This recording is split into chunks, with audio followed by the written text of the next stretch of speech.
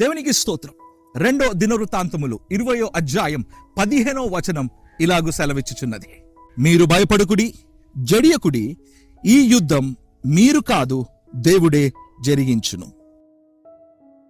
దైవజనమా, పరిశుద్ధ లేఖనం ఇలా సెలవిచ్చుచున్నది, భయపడకుడి, జడియకుడి, ఇదిగో మీ పక్షముగా యెహోవా యుద్ధము చెయ్యును.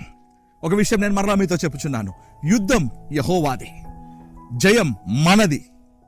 అప్పుడు మనమేం చేయాలి? యుద్ధం మన పక్షముగా దేవుడు చేస్తున్నప్పుడు నీవు నేను మౌనంగా ఉండడం నేర్చుకోవాలి.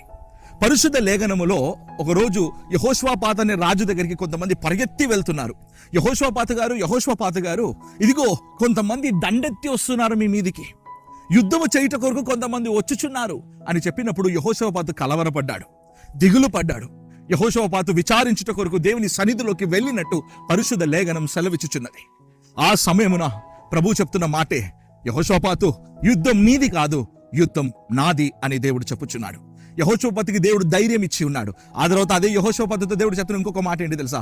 యెహోషాపాతు, ఊరికే నిలిచి ఉండి చూడు యెహోవా చేయు కార్యం ఎలా ఉండబోతుందో అని. దైవజనమా, ఈ రోజు నీ పక్షముగా పోరాడుట కొరకు, నీ పక్షముగా యుద్ధము చేయుట కొరకు ఎవరు లేరా?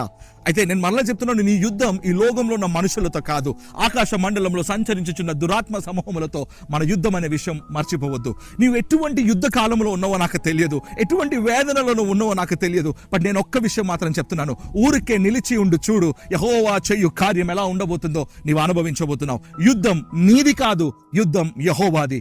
నీవు నేను చేయాల్సిన పని స్తుతించడం మాత్రమే. నమ్ముతున్నావా ఈ వాక్యమును? అయితే నాతో పాటు కలిసి ప్రార్థిస్తావా? పరిశుద్ధ తండ్రి ప్రభువా, మమ్మల్ని బలపరిచిన విధానముకై నీకు స్తోత్రం. యుద్ధం మాది కాదయ్యా, యుద్ధం మీదే. రాజా, ఈ వాక్యం నెత్తిబట్టి ఎందరైతే నా సహోదరులు ప్రార్థిస్తున్నారో వారి పట్ల యుద్ధమును మీరు చేయమని, చేసి నడిపించమని, నీ మహిమ కొరకు వారిని వాడుకోమని. రాజా, ఊరిక నిలిచి ఉండి మీరు చేయబో కార్యములను బట్టి మేము మిమ్మల్ని స్తుతించబోతున్నాం. మా ప్రార్థన విన్నందున నీకు స్తోత్రం. మా పక్షముగా మీరు యుద్ధం చేయబోతున్నందున మరొక్కసారి ఈ వాక్యను మాకు జ్ఞాపకం చేసినందున నీకు స్తోత్రం. మీరే మా ద్వారా మహిమయు ఘనత ఎల్లప్పుడు పొందుకోమని యేసు నామమున నిబిళ్ళందరినూ మీ హస్తాలకి సమర్పిస్తూ ప్రార్థిస్తున్నాం ప్రియ పరలోకపు తండ్రి. Amen, amen, amen. God bless you. God be with you all.